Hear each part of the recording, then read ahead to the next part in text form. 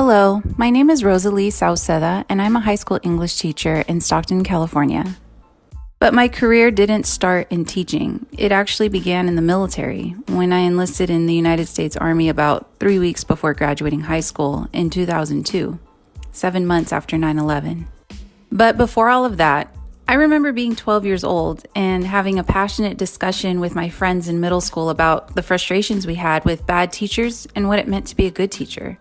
These personal, frustrating experiences were partnered with frustrations derived from stories my mom and dad shared with me about growing up in Santa Clara Unified School District. My parents grew up in a small town called Alviso, California. It was once a wealthy Victorian town at the edge of the bay that eventually evolved into a Mexican barrio that toiled under the weight of poverty. My parents resided there during the latter transformation.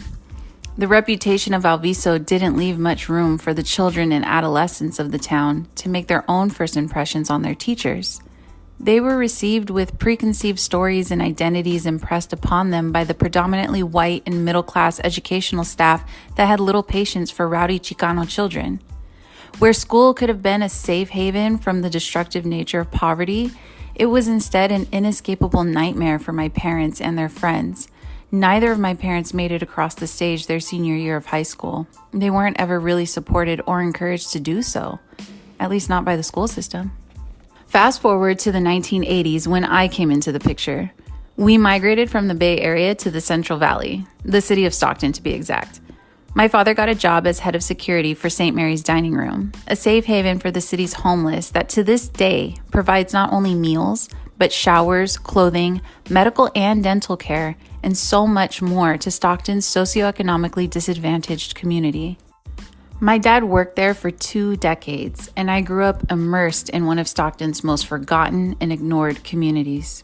You see, my dad couldn't afford daycare, and to be honest, even if he could, his Mexican-American sensibilities would never have allowed him to trust a non-family member to care for his child.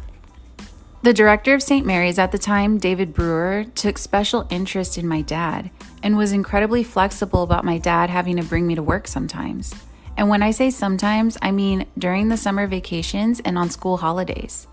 In hiring my dad, David offered my father a more stable and dignifying job at St. Mary's. He offered him flexibility, compassion, and most importantly, he offered him a second chance.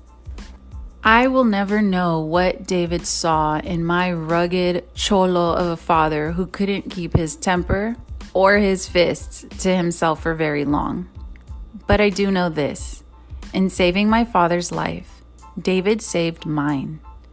And I believe it is no coincidence that before David became the director of St. Mary's Dining Room, he too was once a high school English teacher in the city of Stockton. This is my origin story, witnessing the struggles of not only my parents, who were tossed aside by the very system that was supposed to provide them with the resources to mobilize upward, but also being connected so intimately with Stockton's homeless community from the late 1980s through the early 2000s had a profound impact on every decision I made that has led me to becoming an educator today. And I am not the only educator who has a story to tell. Every day, I am surrounded by human beings who have devoted their life's work to educating our community's children and youth. And every day, I am reminded of just how out of the loop the greater society is about what it takes to make a great educator. And don't get me wrong, I know that there are some bad teachers out there. I definitely knew it when I was 12 years old. But teaching isn't just homework and grades. It isn't just pencils, paper, and books. It is a lifestyle choice to help uplift the entire community by focusing on the future while still engaged with the present. This podcast is about humanizing educators by sharing their stories, the stories we teachers share with each other when we get that rare moment to catch our breath.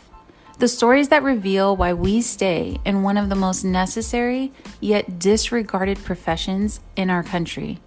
This is my way of inviting you, a member of our community, to listen in on these conversations, to be invited to our humble table, and to learn what really makes the people who educate other people's children wake up every morning, and grind through another seemingly impossible day of uplifting every student who enters our lives. This is Educators Not Robots, a podcast that humanizes the educational experience. Join us on Sundays at 8 a.m. starting on September 6th on Apple Podcasts or wherever you get your podcasts.